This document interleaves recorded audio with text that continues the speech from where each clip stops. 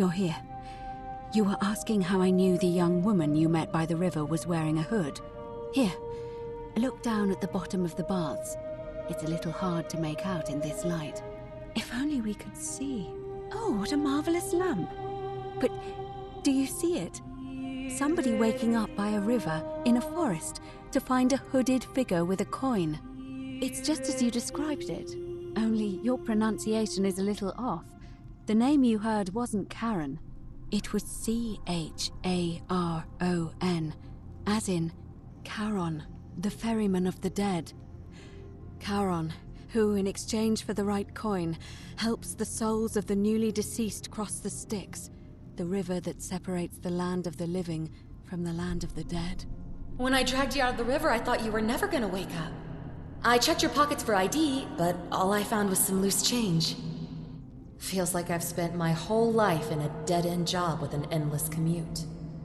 Sorry if I sounded cagey, it's just that I don't always get the best reactions when I introduce myself. My name's Karen. There are a bunch of old stories about the gods punishing people by making them do the same futile task over and over. But on the bright side, at least you're not stuck in the underworld like they all were. I'm so sorry, my friend. I'm so sorry. I take it you know what this means.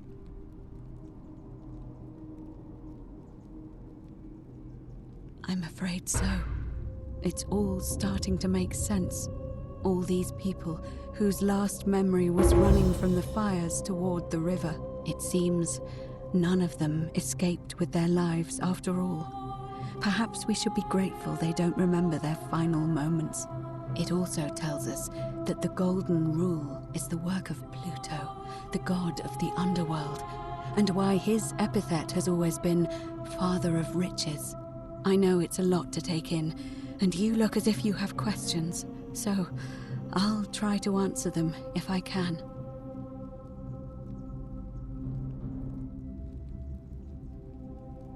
Oh, I'm sorry. I keep forgetting you're not from here. If you were Roman, or even Greek, you would know these stories. Each of them is slightly different, whether the storyteller was Plato, Homer, Virgil, or Ovid. But they always involved the souls of the dead meeting a grim ferryman named Charon on the bank of a river. It was said that he'd help the new arrival cross, only if they could pay him with a coin, an obol. That's why it was once our custom to bury our loved ones with a coin in their mouths. Charon's obol, we called it. Of course, an obol was a kind of Greek coin, because we inherited this knowledge from the Greeks.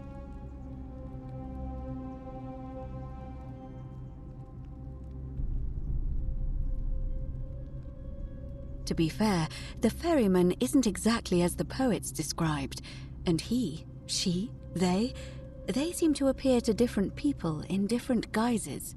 You say you saw a young woman named Karen with a hood, and I once heard Kabash mention a stranger in a ram headdress named Kerti, and Rufius described meeting a stranger named Kumut Tabal wearing an eagle headdress.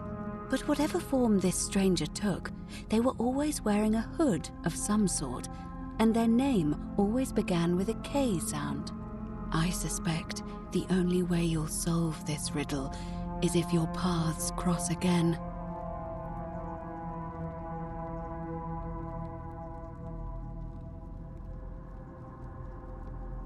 Good question. Let's see.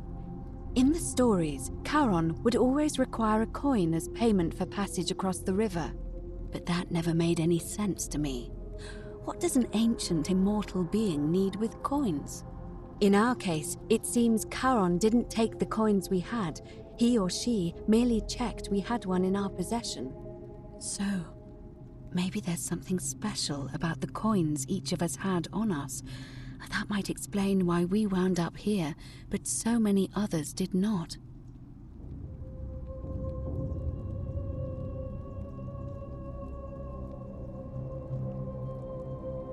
That was my first thought too. In the old stories, the underworld was where the souls of the deceased were taken. But it was also possible for the living to reach it without dying, if they were particularly fearless. So I'm afraid I don't know. Now that we know where we are, we have to figure out what to do about it if we don't want to be cast into gold for eternity. We don't have much to go on, except the old stories. I remember 4 in particular about heroes in the underworld. Hercules, the demigod and son of Jupiter, Orpheus, a Thracian poet, Sisyphus, a king of Ephyra, and Aeneas, a Trojan hero. Hercules was able to leave the underworld because he cowed its god with his strength.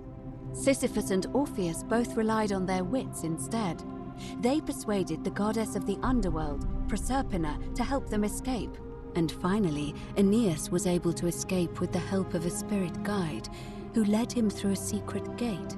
So it seems you have 2 options: to confront the god of the underworld head-on, or find a way to escape with the help of Proserpina or some other guide.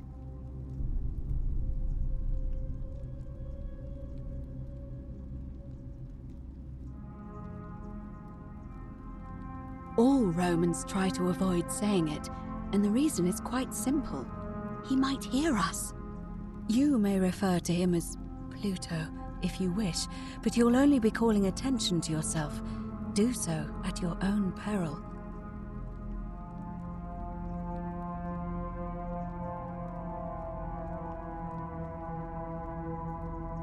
Shh! Is everyone so blunt where you're from? Oh. That option would be the boldest, but also the only way to learn the truth about the Golden Rule, and maybe even put an end to it. As I said, Hercules managed to overpower the god of the underworld, but he was a demigod. Forgive my candor, but you are no Hercules.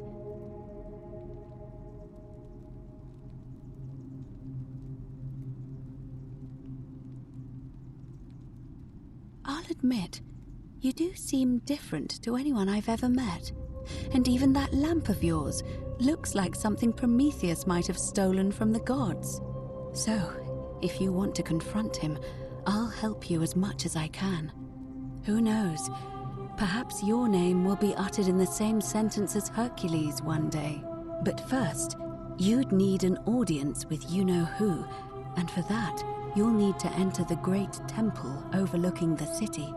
The problem is, the door has been sealed shut for as long as I've lived here, and there doesn't even seem to be a keyhole. I suspect the answer lies in the desecrated obelisk in front of it. I'm not sure if you noticed, but there are 4 plaques missing from its base. It looks as though somebody, or a series of somebodies, forcibly removed them, and in doing so, dishonored and angered our divine keeper. If you could recover and replace all 4 of those missing plaques, I imagine he might be willing to receive an audience again.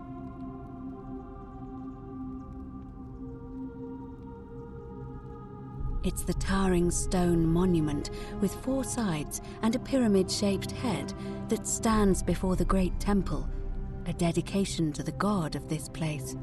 You'll find them all over Rome, but of course they were looted from Egypt many years ago. It seems one of them made its way here too, although how is a mystery. However, this one is unusual in that each of the 4 sides is decorated in a different style: Roman, Greek, Egyptian, and another I don't recognize. That means you'll need to recover 4 different plaques: Roman, Greek, Egyptian, and a 4th, a mystery plaque.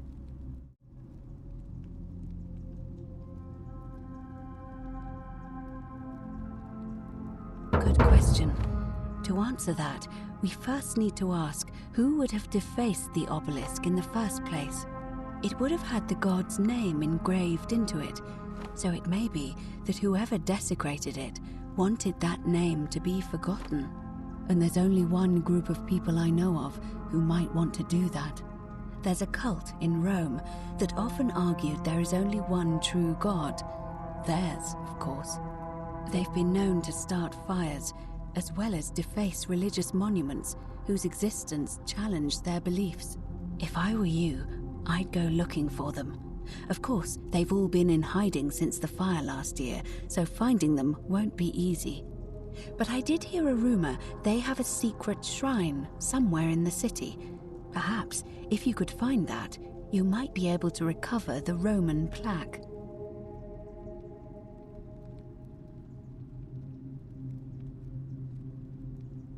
I don't know. But perhaps you should begin your search with the local Greek fellow, Georgius. His store is in the forum.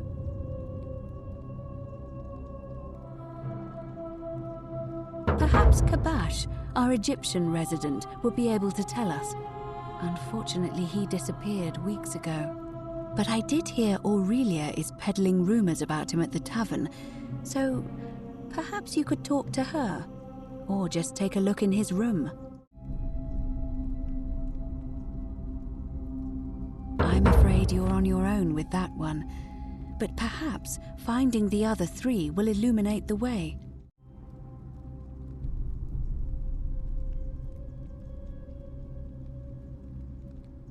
As I mentioned, both Orpheus and Sisyphus were said to have persuaded Proserpina to help them escape, and Aeneas was guided to the exit. The problem is, those are the stories of a poet, a self-aggrandizing king, and a brawler about their own heroic deeds, so they should be taken with a grain of salt. First, Proserpina. What we do know about her is, well, it's a grim tale. It's said the god of the underworld abducted and dragged her here against her will, forcing her into marriage.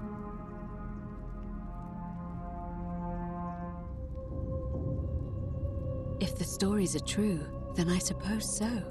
The problem is, how do we communicate with her without being noticed by her captor?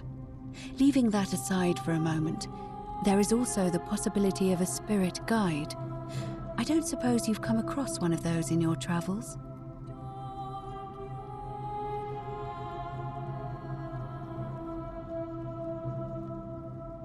Truly? And you're only bringing this up now? Then again, I suppose you were worried I'd think you were as mad as Navia. Can you tell me more? Is it the same voice? What kinds of thing does it say?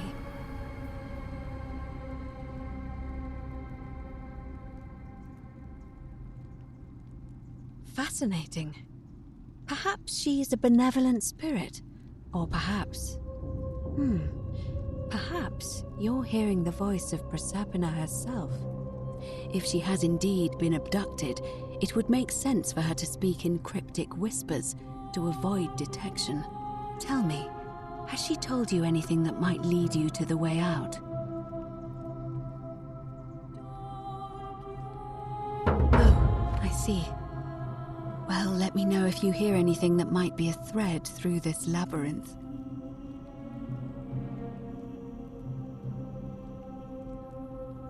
All right. I would suggest not discussing this with anyone. The best we can do for them is to let them remain oblivious for as long as possible. As for Livia, it seems she's been shouldering the weight of this terrible secret all this time. Perhaps it would comfort her to know she's not alone.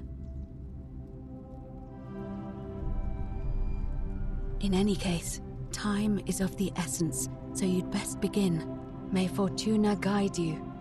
Although you may not need her with Proserpina on your side.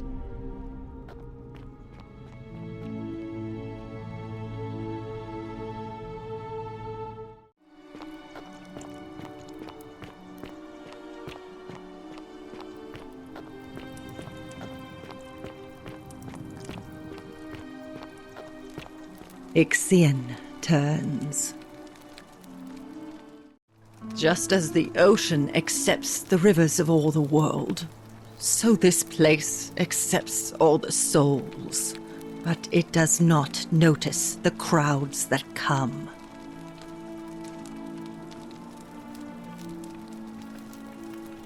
Say it. Speak its name.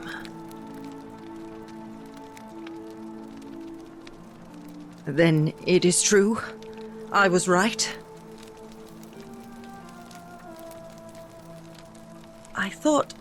I thought I saw it, but when the rest of them could not, I kept thinking I must have gone insane.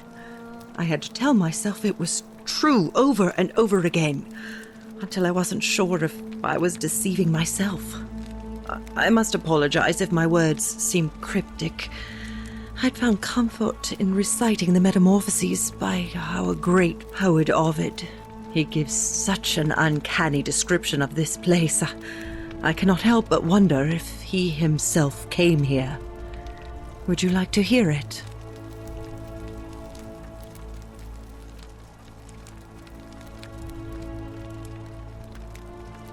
I will do my best to remember the relevant verse. There is a downward path, gloomy with fatal yew trees. It leads through dumb silence to the infernal regions.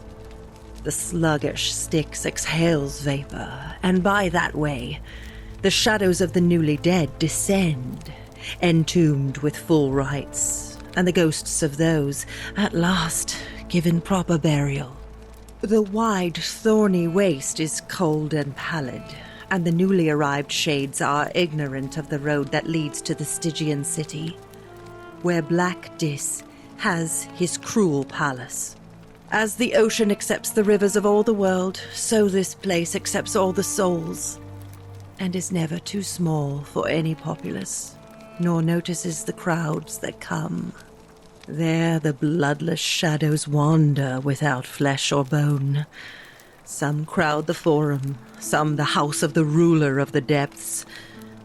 Others follow their trades, imitating their previous lives, and still others incur punishment. I hope I have done it justice, and now we share a secret. It's as if you've lifted a great burden from my shoulders. Thank you, friend. I think I should rest.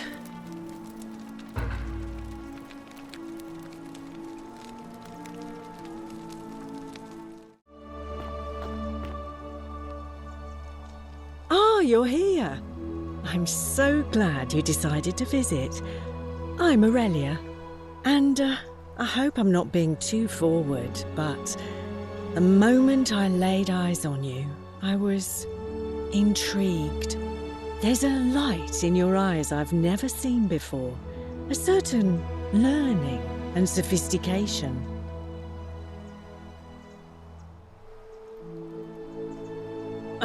Coming on a bit strong, don't you think?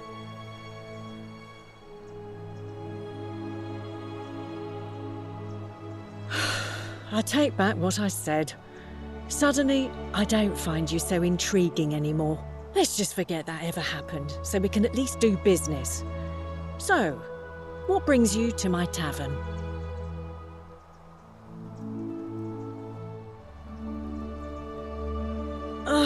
Let it go. Nothing's going to happen between us.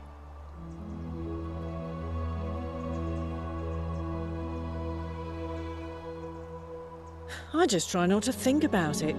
Drink helps with that. As the saying goes, to drink is human, so we drink.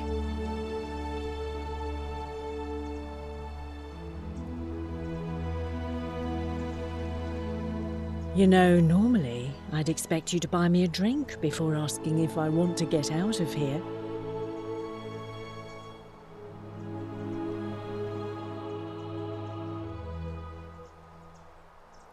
Straight to business, huh? I can work with that. As a matter of fact, I do know a way out. I'm happy to tell you all about it, but this is valuable information we're talking about, and I don't just give it out like some cheap oracle. So, how badly do you want it? Is it worth, say, 1,000 denarii to you?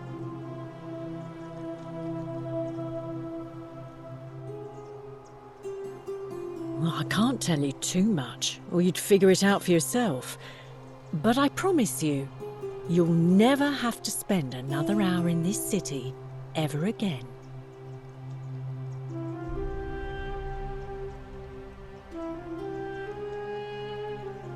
Simple. It's a one-way trip, and I'm not ready to go just yet. I like my life here. One day, maybe, but not now.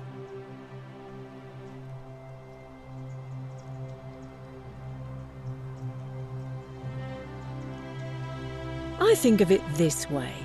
I have something of value, and I'm willing to share it for a price. That's not unethical. That's just good business.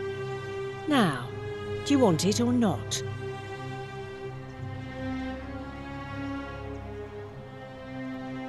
Ha! It's hardly my fault if people misunderstand the terms of a deal. I mean, it does say, "Let the buyer beware," right outside my tavern.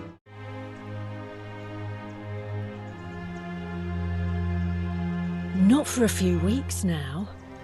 Last time I saw him, he was sitting at a table with Georgius, whispering about some job. I remember because they kept looking over their shoulders as if they didn't want anyone else to know. So, naturally, I hovered. The one word I kept hearing was vanishing, and then, the next day, Kabash just disappeared. Coincidence?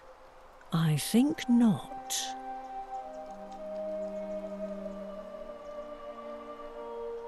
All right, see ya.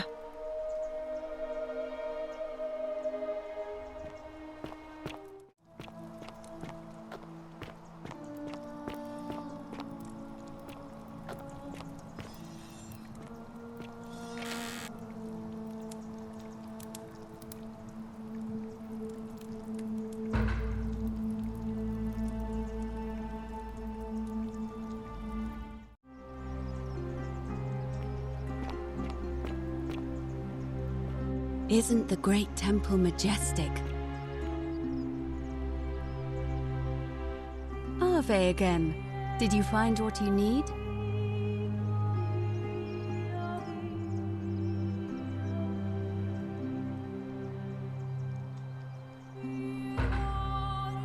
Oh, how lovely. It just happens to be my favorite, too. Who do I have to thank for this?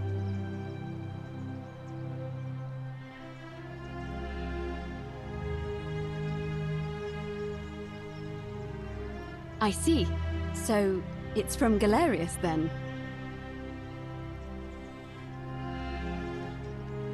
Of course I do. I think everyone in the city knows. That man is a wonderful human being, and my favorite person in the world. But he is the least subtle secret admirer you could imagine. The way he looks at me with those puppy dog eyes. Plus, he's been trying for weeks to get his hands on this flower.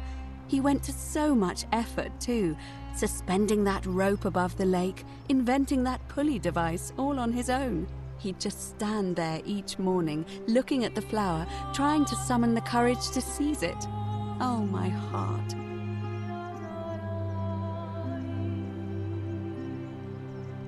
Tell that adorable oaf that my Vestal's vow of chastity ends once I turn 36. So if we ever make it out of here, and he doesn't mind waiting a few years, then tell him I love him too.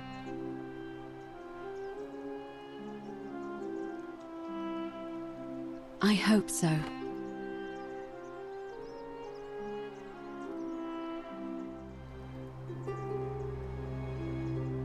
See you again soon, I hope.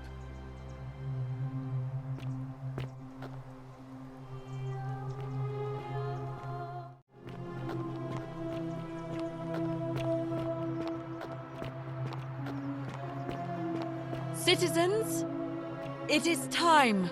Let us meet to elect our magistrate.